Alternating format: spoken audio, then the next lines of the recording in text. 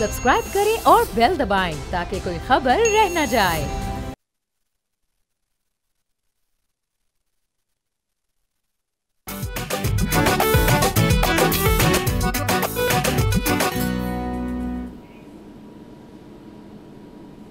अस्सलाम वालेकुम। बोलो जनाब, मैं बहुत बहुत खुश आमदीद। मैं हूं असद निज़ामी, मेरे साथ हैं अली आफ्ताब। सर क्या हाल है? सर हाल बड़ा बेहतर हुआ है क्योंकि बैठे बैठे मौसम बदल गया। आपको पता है जब मौसम बदलता है तो फिर जज्बात भी बदल जाते हैं सर। तो बड़ा मज़ा आ रहा है सर। मतलब जून के महीने में आपको मार्च वाली वाइब्स मिल रही हैं सर। बिल्कुल ये बेहतरीन है। जहाँ दुनिया के अंदर सर टेम्परेचर जो हैं वो राइज़ कर रहे हैं, जो जंगी सूरत हाल के हैं उनके ऊपर तो हम आते हैं। वहाँ लाहौर के अंदर उन्होंने फ़ैसला किया मौसम ने कि इनको थोड़ी चिल देते हैं, क्योंकि वैसे तो ठीक के लिहाज से इसलिए क्योंकि पिछले कोई 1.5 हफ्ते से जो 45 नहीं टूट रहा था वो आज जाके को लेट 30s तक पहुंचा। और उससे मुझे सर ख्याल आया कि 5 डिग्रीज़ जो है ना, it goes a long way.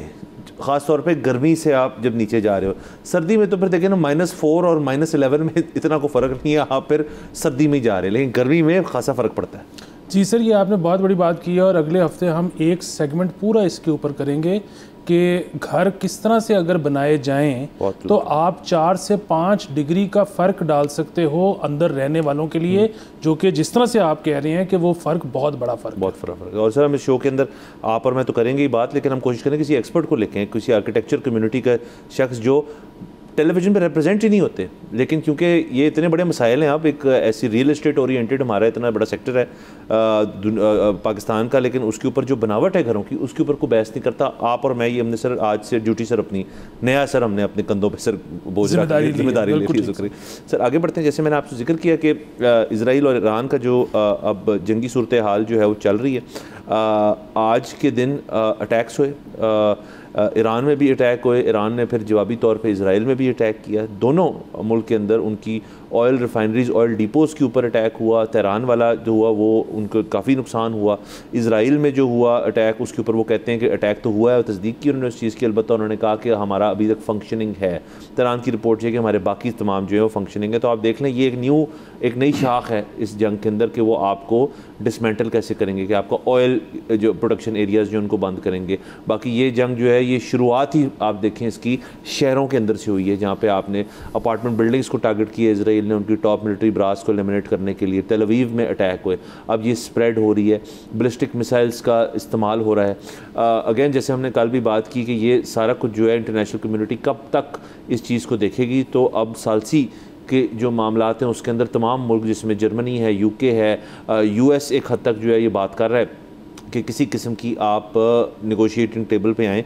ज़ाहिर है ईरान जो है अपना मौक़िफ़ सामने उन्होंने रखा हुआ है कि हमने आज से पहले किस चीज़ की खिलाफ वर्जी की जिसके बेसिस पे इजराइल हम पे अटैक कर रहा है, और उसके ऊपर उनको जवाब यही मिलता है कि जी आप न्यूक्लियर अपने आप को आर्म कर रहे थे, यूरेनियम इनरिच कर रहे थे, जो कि आपको मना है, आपके ऊपर सैंक्शंस हैं, आप कोई भी न्यूक्लियर ओरिएंटेड काम नहीं कर सकते। और जिस पे उनकी एक स्ट्रेट लाइन है कि जी आप जो इंटरनेशनली इन चीज़ों को मॉनिटर करते हैं, हमारे लेवल्स अगर तो ऊपर गए हैं तो फिर तो बात चलें एक और है, लेकिन हमारे लेवल्स तो वहीं के वहीं हैं। जिससे ये बात बहुत अपेरेंट हो चुकी है अब कि इजराइल ने ये नेतन्याहू का 1992 से एक बयान मौजूद है और बयानात मौजूद हैं उसके बाद से कि जिसके अंदर वो कहते हैं जी कि ईरान जो है इस खित्ते के लिए बहुत बड़ी ख़तरनाक चीज़ है और हमने उसको एलिमिनेट करना है या जो भी करना है। और माइंड यू सर ये जो हमारी व्यूअर्स देख रहे हैं और जो सब देख रहे हैं, ये रगबे वाली बात नहीं है कि जी अब आपने जंग की, एक जगह को आपने डिसमेंटल किया, कॉन्कर कर लिया उसको जाके, वो वाला सिनेरियो है ही नहीं।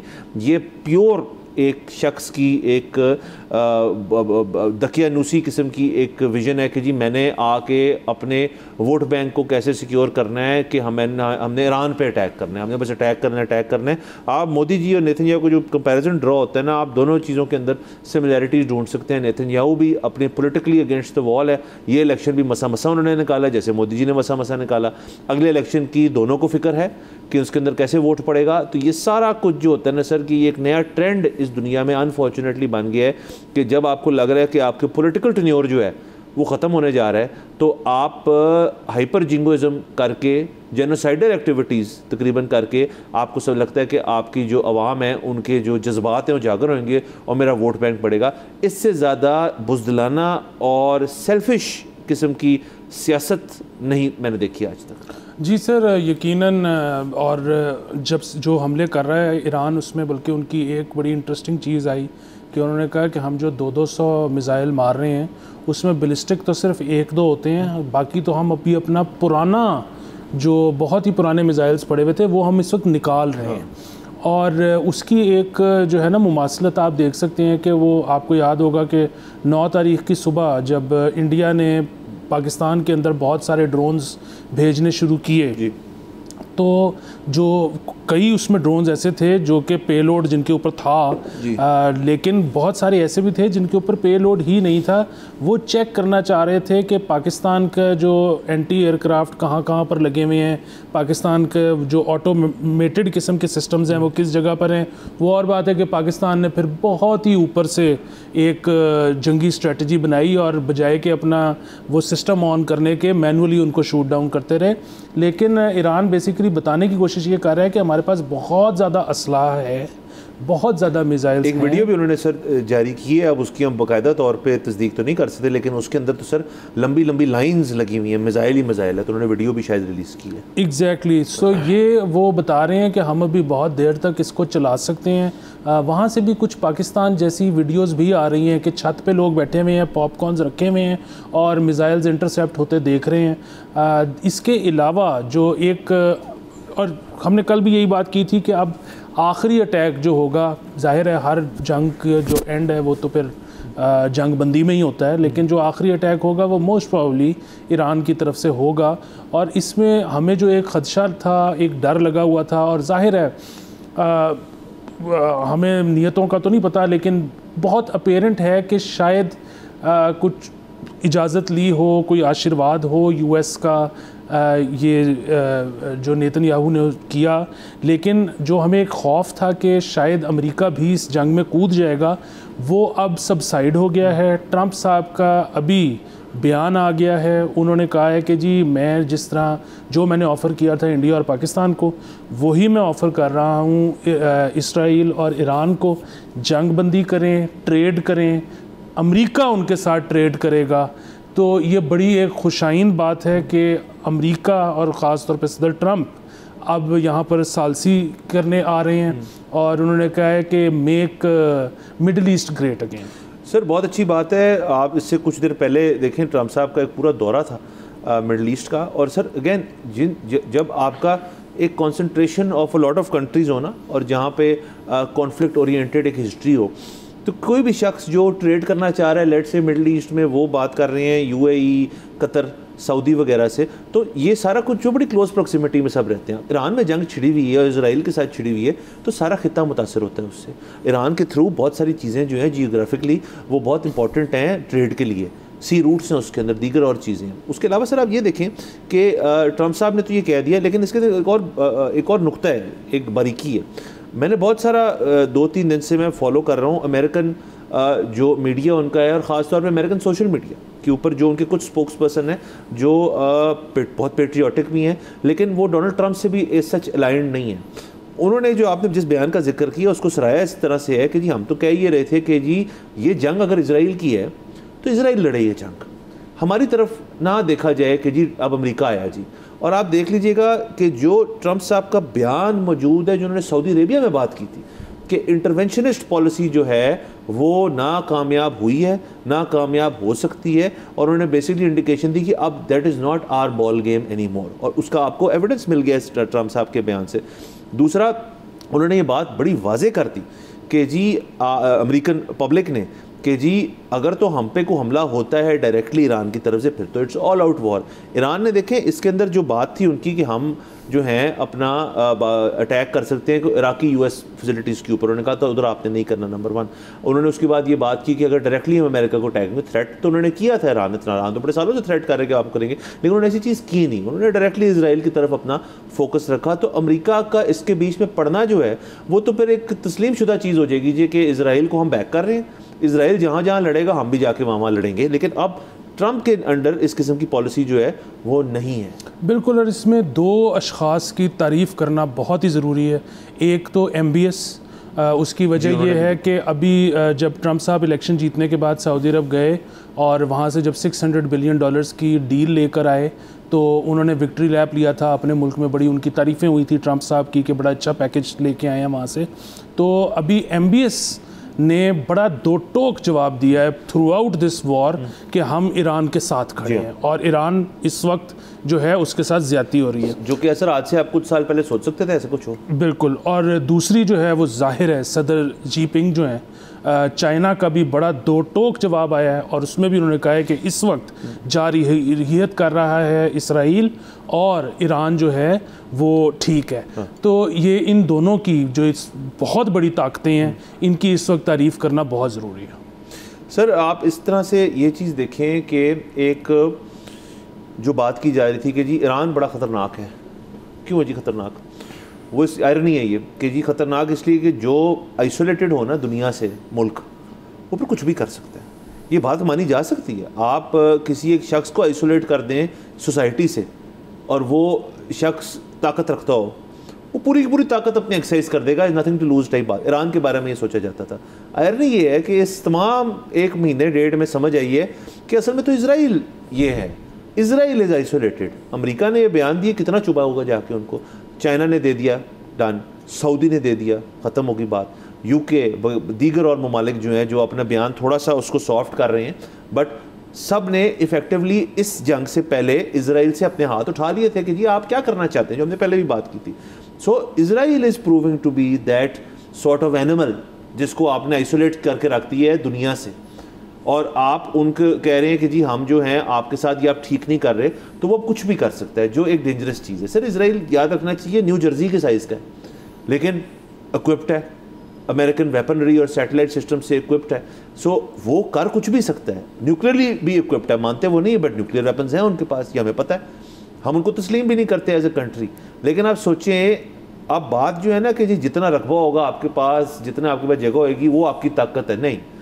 मॉडर्न वॉरफेयर में ताकत जो है आपकी टैक्स से इस्टेब्लिश होती है, दूसरा आपकी माइंड सेट से इस्टेब्लिश होती है। पाकिस्तान का आप देखें माइंड सेट था कि हमारे पास तो हर चीज़ पड़ी है, इस्तेमाल हम करेंगे जब हमारी सॉवरेनिटी का टारगेट होगी, और जैसे इंडिया ने किया और उनको पता चल गया, उनको मुँह की खानी पड़ी। इसराइल इसके बरक्स कर रहा है कि जी हमारी सॉवरेनिटी तो चले, उन्होंने पहली दफ़ा किसी ने जाके चैलेंज की है, लेकिन वो कह रहे हैं जी कि अटैक जब हम करेंगे ना, हम फुल फ्लैच करेंगे, हम उड़ा के रख देंगे। For what?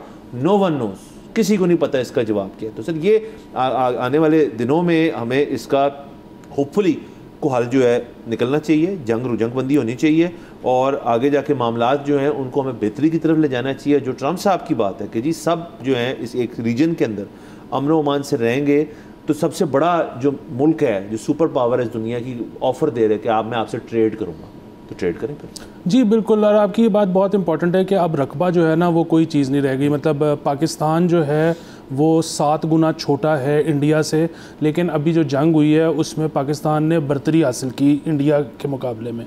अच्छा, इसी तरह जाहिर है आपने जिस तरह से कहा कि इसराइल एक एनिमल है, ठीक है, तो किसी को वैसा नहीं होना चाहिए, कॉर्नर्ड एनिमल है इस वक्त। हाँ, लेकिन अगर आप उनकी ये चीज़ें देखें कि रकबे के हिसाब से जो उनकी मॉडर्न फार्मिंग टेक्निक्स हैं, जिस तरह से उन्होंने अपने आप को मिलिटरीली इक्विप किया है, जिस तरह से उनकी बैंकिंग है, जिस तरह से उनकी टेक्नोलॉजिकल एडवांसमेंट है, सो अगेन ये चीज़ सबको फॉलो करनी चाहिए कि आप छोटे बड़े हैं, इससे कोई ताल्लुक़ नहीं है कि आप एक्सीलेंस कितनी हासिल कर सकते हैं चीज़ों में, ये आपको इतना मजबूत बनाएगी कि उसके बाद आपसे कोई टक्कर नहीं ले सकता। सो सब ममालिक को एक्सीलेंस की तरफ ज़रूर स्ट्राइव करना चाहिए और उसके बाद गुड बिहेवियर पे रहना चाहिए। जाहिर है इसराइल किसी को नहीं बनना चाहिए। बिल्कुल sir, again we will keep following this story. हम इसके ऊपर ज़्यादा उस तरह से हतमी तौर पे बयानात जो हैं वो दे नहीं सकते कि क्या नुकसान क्या हुआ। जो फिगर्स आ रहे हैं वो एक हद तक हम बता चुके हैं पहले भी, लेकिन हम ये ज़रूर कह सकते हैं कि ये एक ऑन गोइंग कॉन्फ्लिक्ट है और हमसे ज़्यादा कोई खुश नहीं होगा जब इसके अंदर किसी किस्म की सालसी की और जंगबंदी की सूरत हाल क्रिएट होगी। तो that will be a good thing, क्योंकि अब लॉस ऑफ लाइफ जो है वो बहुत ज़्यादा होना शुरू हो गया है और चीज़ें आपे से बाहर हो जाएं वो कोई नहीं देखना चाहता। बिल्कुल सर आगे चलते हैं। सर आप पता है हम बजट के ऊपर बड़ी हमारे दिल है कि हम बैठ के कोई डिस्कशन करें। वैसे तो बोल के प्लेटफॉर्म से हमने आप और मैं बजट सेशन जब चल रहा था उससे पहले और उसके बाद भी हमने अपनी शिरकत की थी, लेकिन ज़ाहिर है तब चीज़ें बड़ी फ्रेश थी, उनको एनालाइज़ की है और आप फिर ये जंगी मामलात हो गए तो रोज़ हमें अपडेट कर, बट हम कोशिश करते हैं बजट को आहिस्ता आहिस्ता करें। तो कुछ जो आपको हमारे जो सेक्टर्स हमें पसंद है जो हम अभी डिस्कस नहीं किए उनको डिस्कस कर लेते हैं। तो सबसे पहले सर शुरू हम कर लेते हैं टबैको से शुरू कर लेते हैं कि उसके ऊपर मज़ीद टैक्सेशन लगाई गई है। सिगरेट जो है वो महंगा हो रहा है। जी सर, सिगरेट महंगा हो गया है, जिससे अगेन मुझे आपको कोई एतराज़ नहीं है और महंगा करें, और मतलब उसकी तो इस सिंपल सा एक असूल होना चाहिए मेरे ख्याल में, वो ये कि आप अपने हमसाया ममालिक में देख लें कि वहाँ पर सिगरेट कितने का है, जितने का है आप उतना ऊपर ले जाएं। मुझे तो जो बजट हमारा पेश होता है ना जिस फॉर्मेट में, उसके साथ भी एक प्रॉब्लम है, और वो प्रॉब्लम ये है कि उसमें ना बीच में इबारतें होती हैं कि लाइनें होती हैं, वो पढ़ के सुनाई जाती हैं, जिस पे आप उस दिन हंस भी रहे थे कि वो लिखा हुआ है कि ज़राअत जो है वो हमारी रीढ़ की हड्डी है, इंजन है सर हमारा, इंजन है, और उसके मुताबिक उसके बगैर हम ये नहीं कर सकते और वो नहीं कर सकते, और एंड में लिखा हुआ था कि टैक्सेस में हमने इजाफा नहीं किया। अच्छा देखिए, मेरे पास सिर्फ अगर एक नंबर्स आ जाएं तो मुझे खुद ही पता लग जाएगा, मतलब टोबैको पे अगर पिछले साल तक टैक्सेस कम थे और अब ज़्यादा हो गए हैं तो इसका मतलब है कि टोबैको को डिस्करेज किया जा रहा है। मतलब ये इतनी सी बात मुझे क्यों समझ में नहीं आएगी। आपको ये लिख के देने की क्या ज़रूरत है कि हमारी टोबैको की पॉलिसी क्या है इस चीज़ को लेके, बुनियादी सी चीज़ है। हाँ, लेकिन सवाल वहीं का है, एज वी स्पीक हर खोखे के ऊपर सिगरेट पड़ा है, तो जब तक आप वो ख़त्म नहीं कर सकते तब तक टैक्सेशन बढ़ाने का नुकसान होगा, फ़ायदा नहीं होगा। क्यों? क्योंकि जो लोकल आपका मैन्युफैक्चरर है, लोग उससे मूव करके स्मगल्ड पे चले जाएंगे, तो आपकी जो डिस्करेज हो रहे हैं वो तो ठीक है, जो स्टिल पी रहे हैं उसका फ़ायदा स्मगलर को होगा, रियासत पाकिस्तान को नहीं होगा। बिल्कुल सर, बिल्कुल सर। टबैको की हद तक आपको पता है हमारे बड़े तवील शोज़ भी मौजूद हैं जिसके अंदर हम कहते हैं कि स्मगल्ड सिगरेट कुछ करें, टैक्सेशन करें। 2 और सेक्टर्स हमने डिस्कस करने हैं सर, हम ब्रेक के बाद डिस्कस करते हैं यहाँ पे। Let's take a break.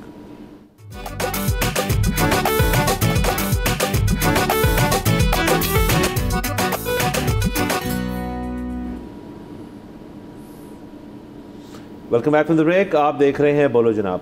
Sir budget की डिस्कशन हो रही थी, टबैको के ऊपर हमने बात की, अब ज़रा सर आ जाते हैं रियल एस्टेट के ऊपर। तो सर रियल एस्टेट के अंदर जैसे हमने कल के दिन हल्का सा तस्करा किया था कि FED जो है उसके अंदर रिलीफ दिया गया है, और आपकी ट्रांजैक्शन के ऊपर कुछ परसेंटेजेस जो हैं जो आपको टैक्सेशन पड़ती है, ट्रांसफ़र की जो कॉस्ट होती है उसके ऊपर कमी आई है। इससे ये लग रहा है हुकूमत को कि जी प्रॉपर्टी के अंदर जो है वापस थोड़ी एक्टिविटी होना शुरू हुई, जो लोग रख के बैठे हुए लेकिन इसके 2 फैक्टर्स हैं। एक तो ये कि लोग बहुत सारे जो थे ये बात देख रहे थे कि जी प्रॉपर्टी डाउन जा रही है, इसलिए लोगों ने होल्ड कर ली अपनी प्रॉपर्टीज़। जब होल्ड करने के बाद हल्का सा को अप गया, जिन्होंने बेचनी थी अच्छे वक्तों में बेच दी, उसके बाद वो मोमेंटरी सा एक अप था, फिर प्रॉपर्टी नीचे गई। जब तब प्रॉपर्टी नीचे चली गई तो जनवरी आ चुका था, फिर फरवरी आ गया, फिर मार्च आ गया। अच्छा, मार्च के इर्द गिर्द जाके तकरीबन प्रॉपर्टी डेड हो गई, क्योंकि बात होना शुरू हो गई थी हुकूमत की तरफ से कि IMF को मना लिए और हम जो हैं अब ये ट्रांच भी आ रही है और इसके अंदर प्रॉपर्टी वाली बात आपकी कर ली है, बजट के अंदर रियल एस्टेट के अंदर बहुत बड़ा रिलीफ देंगे। उसके बाद लोग मजीद होल्ड हो गए कि जी बजट तक तो वेट करें, 1 जुलाई के बाद जो प्रॉपर्टी के अंदर बूम आएगा ना, हम उसके बाद अपनी प्रॉपर्टी बेच देंगे या ख़रीद लेंगे। ये उन्होंने प्रपोज़ की है चीज़। मेरा अपना ज़ाती ख्याल है कि इससे एक्टिविटी के अंदर थोड़ा पहिया तेज़ होगा, लेकिन आप ये वाला जो है कि छिके लगने लगे हैं सबके, जिन लोगों की जो बाइंग थी आज से 2-3 साल पहले, वहाँ तक वापस आ जाएगी प्रॉपर्टी या आपकी इन्फ्लेशन भी कवर हो जाएगी, वो मुझे नहीं होते हुए नज़र आ रहा। बट लोग जो रोक के बैठे हुए हैं, अब प्रॉपर्टी के अंदर मूवमेंट शायद इसी वजह से सिर्फ बहुत ज़्यादा बढ़ जाए कि जो लोग रोक के बैठे हुए थे कि बजट आ जाएगा तो कर लेंगे, जो ज़हन बना बैठे हैं उनको फ़ायदा हो गया तो हो गया इस टैक्सेशन चेंज की वजह से। अगर ना भी हो रहा हो तो मेरे ख्याल में बहुत ज़्यादा लोग जो है वो प्रॉपर्टी से ऑफलोड करके शायद स्टॉक्स में चले जाए। जी यकीनन ऐसे ही होगा, क्योंकि आप एक और चीज़ देखें ना, मतलब 2 तरह के इन्वेस्टर होते हैं, एक जिसने इसलिए इस नीयत से ख़रीदता है कि मैं इसको महंगा बेचूंगा, और दूसरा जो कि एंड यूज़र होता है, जो कि अपने रहने के लिए, अगर आप रेजिडेंशियल की बात करें। अच्छा, अब वो रेजिडेंशियल में इतनी ज़्यादा आपके पास ऑलरेडी अवेलेबल चीज़ें हैं कि इतना आपके पास एंड यूज़र है ही नहीं। पीछे रह गया इन्वेस्टर, जो कि उसको जो है आपस में स्पेकुलेट करते हैं कि मेरे से आपने ले लिया, मैंने ले लिया। उसमें आपने FED वगैरह जो है, ट्रांसफ़र कॉस्ट वगैरह जो है वो कम कर दी बायर के लिए, और सेलर के लिए FED बढ़ा दी, तो फिर स्पेकुलेशन कैसे होगी? नंबर 1 चीज़। नंबर 2 चीज़, जितना इजाफी टैक्स लोग एक्सपेक्ट कर रहे थे कि स्टॉक्स पर लगेगा वो उतना नहीं लगा, which is a good thing, इसकी तारीफ़ करनी चाहिए। जो कि एक और वजह है कि अब प्रॉपर्टी पे वैसा पहले जैसा नहीं होगा, माहौल आएगा कि बहुत ऊपर जाए। और ये सारा कुछ इसी वजह से हो रहा है क्योंकि पाकिस्तानी सरकार तो चाहती है कि दोबारा से प्रॉपर्टी का काम चल जाए, लेकिन IMF नहीं चाहता। और फिर अब लोग थोड़ा से इन्फॉर्म्ड भी हो गए हैं। लोगों को अब जो थोड़ा सा ट्विटर, फेसबुक कुछ इस्तेमाल करता है, उनके सामने अब पिछले 20 साल के रिकॉर्ड्स आ गए हैं कि जिसने सोने में इन्वेस्ट किया था उसने 20 साल में कितना कमाया, जिसने स्टॉक मार्केट में किया था उसने कितना कमाया।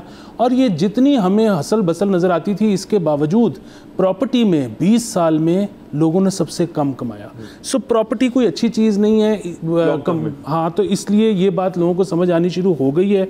अनफॉर्चुनेटली आधा मुल्क इसमें फंसा हुआ है, लेकिन वो इसमें नुकसान भी उठाएगा। जो लोग तो एंड यूज़ के लिए इस्तेमाल करना चाहें वो ठीक है, बाकी जिन्होंने इन्वेस्टमेंट के लिए की थी वो इसमें नुकसान भी उठाएंगे। लेकिन वही बात है, आप ज़िंदगी में नफ़े होते हैं तो नुकसान भी होते हैं। ये लर्निंग कर्व है, लर्निंग कर्व है। बिल्कुल सर, रियल एस्टेट अगेन ये सारा कुछ जो बातें हम कर रहे हैं, ये 1 जुलाई के बाद इनका इम्पैक्ट आएगा और आपको उसके 1 जुलाई फर्स्ट वीक के एंड ऑफ जुलाई के बाद आप थोड़ा अंदाज़ा लगा सकते हैं कि यार आया इसके अंदर कोई मूवमेंट हुई है नहीं हुई, हम देखेंगे। अलबत्ता लास्टली सर हम ऑटो सेक्टर की बात कर लेते हैं। ऑटो सेक्टर बहुत एक अहम यहाँ पे सेक्टर है, हर इकॉनमी का एक बहुत बड़ा हिस्सा होता है। पाकिस्तान के अंदर क्यों ज़्यादा रेलेवेंट है हमारे बजट के अंदर, क्योंकि ऑटो सेक्टर के अंदर हमें बजट, हम ऑटो सेक्टर का जो सेक्शन होता था आज से कुछ साल पहले, हम उसके ऊपर तवज्जो ही नहीं देते थे। हमें पता था यार कि आपके जहाँ बिग 3 को रिलीफ मिल जाना है या कोई नहीं मिलना रिलीफ को, उनको किसी किस्म का उनको बजट उनके लिए ओरिएंटेड होता थे ही 3। अब तो देखें 6 या 7 हैं, ज़्यादा हैं बल्कि। तो आपका बजट इंटरेस्टिंग था इसलिए, और हमें लग रहा था कि जी आप डोमेस्टिक मार्केट जो है उसको इंसेंटिवाइज़ करेंगे। ये हमें साल जब शुरू हो रहा था, क्योंकि बहुत ज़्यादा ब्रांड्स आए, नए नए मॉडल्स आए। अभी बजट से कुछ देर पहले तक कि वो गाड़ियाँ जो आपको लग रहा था आप नए मॉडल्स लाएंगे, वो सारे ही नए अपने मॉडल्स ले आए।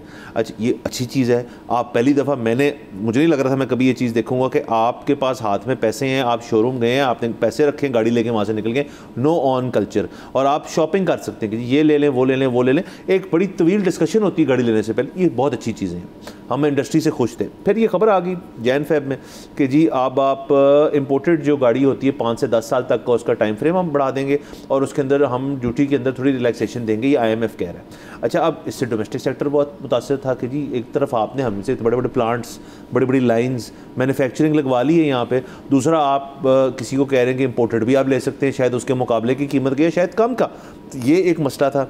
तो बजट पेश हुआ सर, और सब थोड़े से हैरान हुए कि उन्होंने और कुछ नहीं किया ऑटो सेक्टर के, तो गाड़ियाँ महंगी कर दी।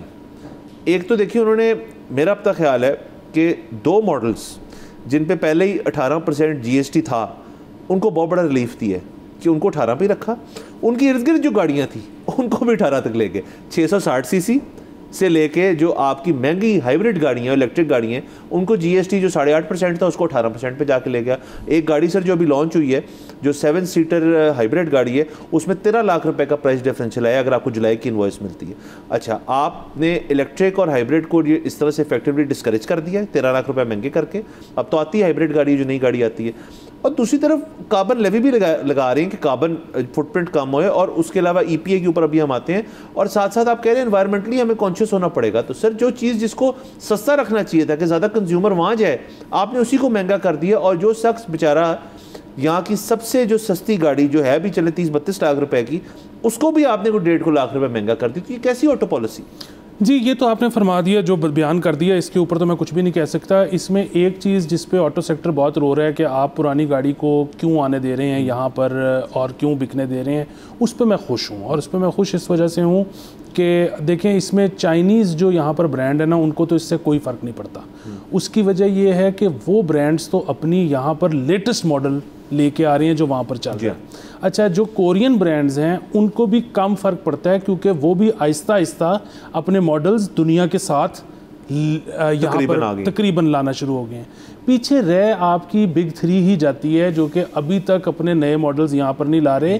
तो बात ये है कि पाकिस्तान ने 70 साल प्रोटेक्टेड रखा है इस इंडस्ट्री को, और पाकिस्तान की एक ही ख्वाहिश थी कि यार टेक्नोलॉजी ट्रांसफ़र कभी तो आप कर लोगे, कभी तो यहाँ से गाड़ी बन के एक्सपोर्ट भी होगी।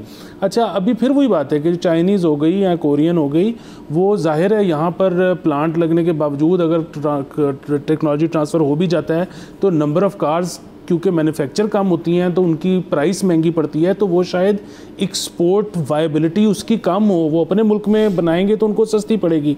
पर कम से कम वो कार तो वैसी है ना जैसी पूरी दुनिया में चल रही है। ये जो बिग थ्री हैं, इनकी तो कार यहाँ से किसी भी प्राइस पे एक्सपोर्ट ही नहीं हो सकती, क्योंकि ये तो 8-8, 10-10 साल पुराने मॉडल है। सो ये जो मेरे ख्याल में इन्होंने हुकूमत ने किया है, एक पेनल्टी सी डाली है कि यूज्ड कार वाली, ये बहुत अच्छी है। शायद इससे इनको अकल आ जाए। सिर्फ जो इसमें एक वाहिद प्रॉब्लम है वो ये है कि जो लोग अब मंगवाना शुरू कर देंगे, आपको पता है रातों रात यहाँ पे पॉलिसी चेंज हो जाती है। किसी की गाड़ी पोर्ट पे खड़ी होगी और पता लगेगा कि सुबह अब इजाज़त नहीं रही, यहाँ ड्यूटी बढ़ गई है या टैक्स में SRO आ जाता है सर, तो वो उससे बचना चाहिए। बाकी ये ठीक है। मैं इसके अगेन सर देखिए, ये हमारी पॉलिसी ऑटो पॉलिसी होती है, इसके अंदर हल्के फुल्के तुनके लगते रहते थे, लेकिन ये इफेक्टिवली 2026 तक की पॉलिसी है, मतलब ख़त्म हो जाएगी ये पॉलिसी। तो ये इसलिए उन्होंने नया इसका एक एंगल जो है और नई पॉलिसी जो है अब आएगी। आई होप कि देखेंगे, मिनी बजट का भी एक तस्करा सा किया है फाइनेंस मिनिस्टर साहब ने कि आ सकता है 500 कुछ बिलियन का या कितने का। तो यू नेवर नो कि मार्केट की थोड़ी फील लेने के बाद उसके अंदर कुछ changes lie government, let's see. और जैसे आपने कल बांध दी थी बात कि इस दफ़ा जो अपोजिशन, जो पीपल्स पार्टी अगेन और कह रही हैं कि जी एक तरफ कि जी हम इमरान खान से पूछ के बजट के ऊपर कुछ करेंगे, और पीपल्स पार्टी कह रही है जी कि हमसे तो मुशावरत ही नहीं की थी। सो व्हाट, आप जैसे आपने कल कहा कि आप अपना अपना शेडो बजट तैयार रखते, अभी ट्विटर कर देते आप उसको, एक्स के ऊपर फेंक ही जाते कि जी देखें जी हमने ये कहा था, ये कहा था, हमसे कोई बात नहीं सुनती। तो आप वो चीज़ को यूटिलाइज़ करें। जब आपने होमवर्क नहीं किया तो अब तो टू लिटिल टू लेट वाली बात है ना, बजट तो प्रेजेंट हो गया, पास तो सो करना पड़ेगा। तो सर ये चीज़ें होती हैं सारी। आखिरी मुझे याद है कि हमने परसों बात कर ली थी नौकरी पेशा उनकी सेगमेंट की। हाँ। उसमें सिर्फ एक चीज़ ऐड कर, अगर आप इजाज़त दें तो ब्रेक के बाद हम इसको डिस्कस करेंगे, टाइम थोड़ा कम है, यहाँ पे जाना है हमने ब्रेक के ऊपर। Let's take a break.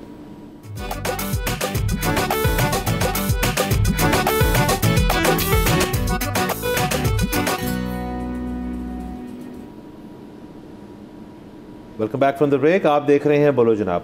Sir break से पहले बजट की डिस्कशन हो रही थी, आप तनख्वाहदार तबके के ऊपर कोई कमेंट आपका रह गया था? जी, तनख्वाहदार तबके पे हमने बहुत ज़्यादा बात कर ली थी फ्राइडे वाले शो पर। सिर्फ एक चीज़ जो रह गई थी वो ये थी कि सरकारी जो मुलाजमीन हैं, अफसरान हैं, उनके तनख्वाहों में इजाफा हुआ है। उसके ऊपर बात रही है कि होना चाहिए था, नहीं होना चाहिए था, नहीं होना चाहिए था, कम होना चाहिए था, ज़्यादा होना चाहिए था।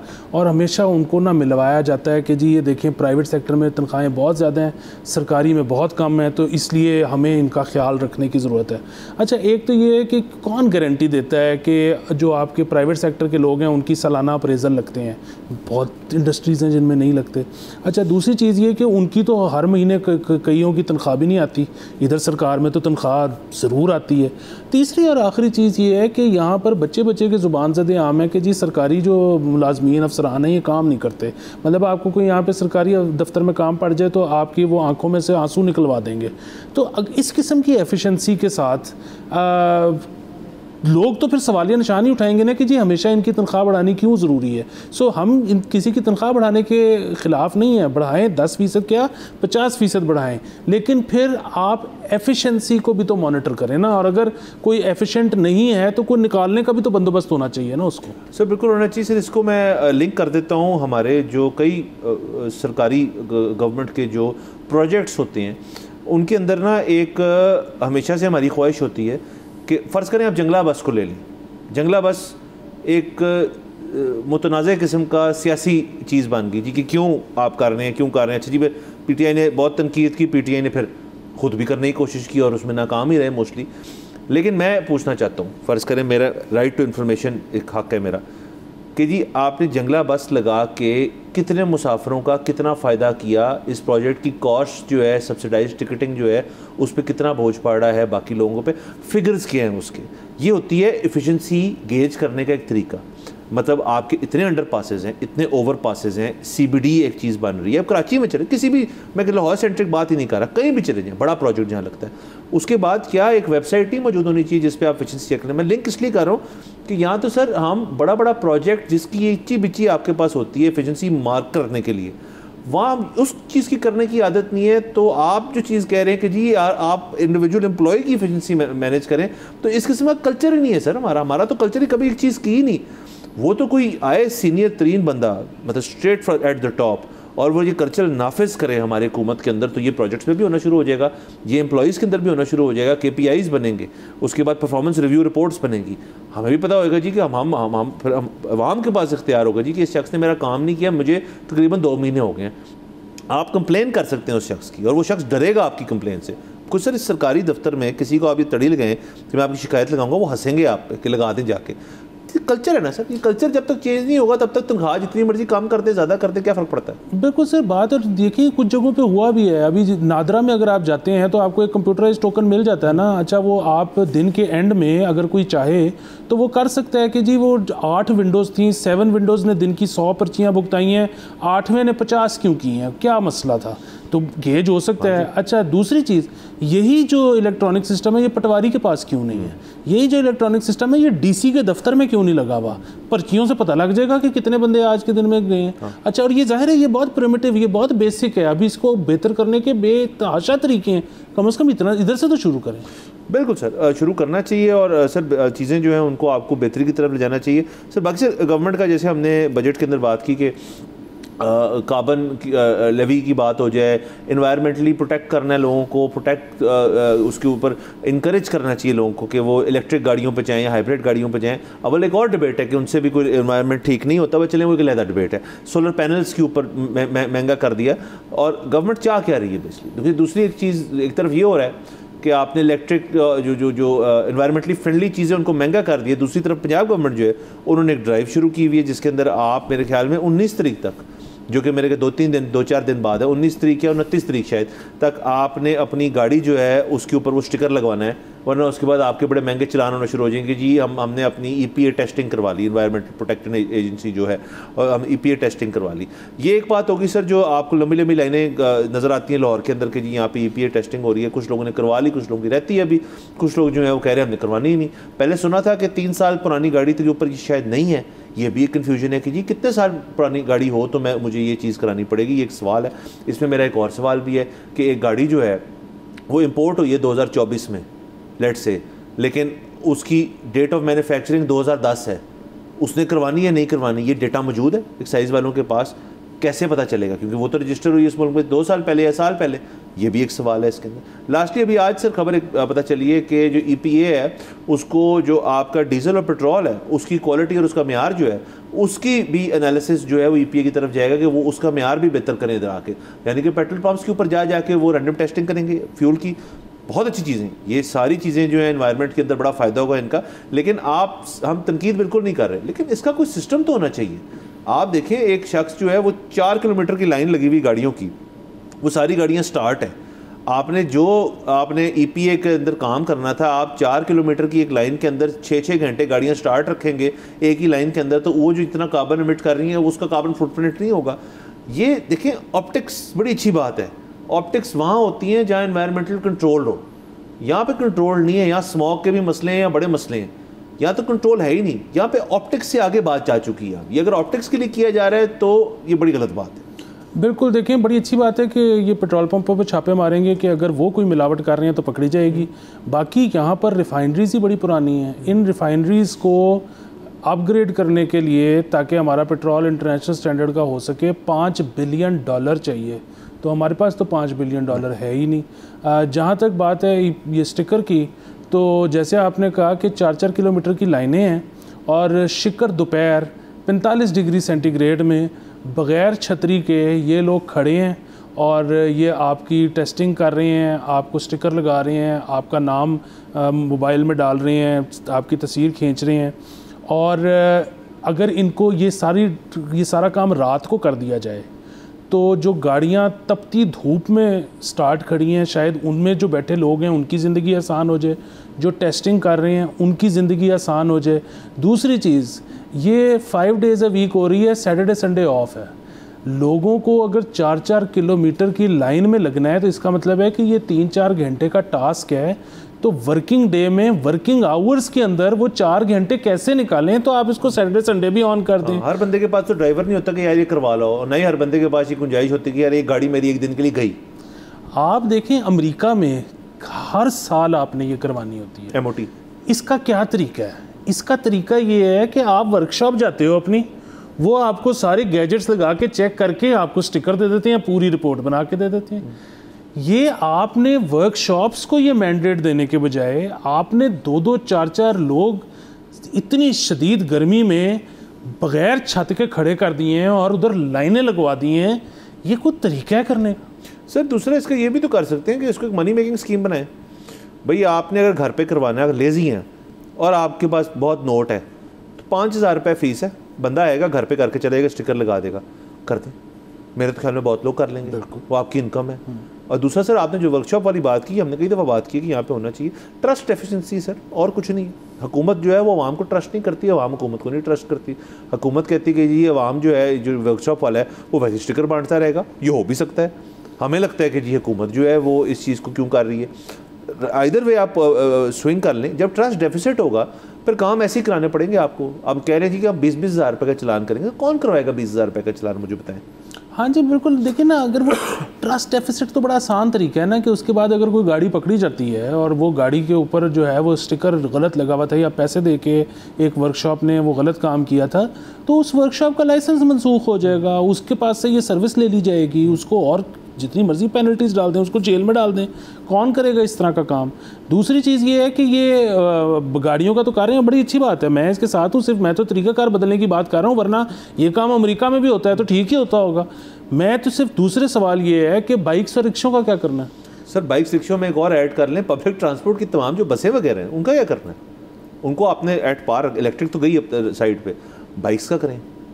क्या कोई फेज़ बनाया हुआ इन्होंने कि सेकंड फेज़ में करेंगे, थर्ड फेज़ में? आई डोंट नो सर, कर ही नहीं सकते ना। वो बाइक्स जो पाकिस्तान में बन रही और चल रही हैं और बिक रही हैं, बनने को भी छोड़ दें, जो कार्बोरेटर वाली बाइक पाकिस्तान में है वो अनफिट है। वैसे ही वो जो यूरोप का स्टैंडर्ड है उसको पास ही नहीं कर सकती। तो अब यहाँ तो सब जो 2 करोड़ से ऊपर आपका बाइक वाला है उसको हुकूमत हैंड आउट दे के तुम और जगह बताए कि यहाँ पे जाके अब इसमें ये वाली चीज़ें लगवा लो, वरना तो जो आपने इतनी बाइक बेच दी है जो कि फिट टू रन ही नहीं है, उसका करना क्या है? एग्जैक्टली सर, ये सारे सवाल अच्छे हैं और ये सवाल हम तो पूछ रहे हैं। जब ये मीटिंग हुई थी कि चलो ये कर लेते हैं, तब भी ये सवाल होने चाहिए थे, और अगर तो हुए हैं मिनट्स दिखा दें हमें, ताकि हम भी पढ़ के फिर चुप हो जाए। बारह सर वक्त ख़त्म हो जाता है, अगले हफ्ते आपसे इंशाल्लाह फिर मुलाकात होगी। इजाज़त दीजिए, खुदा हाफ़िज़।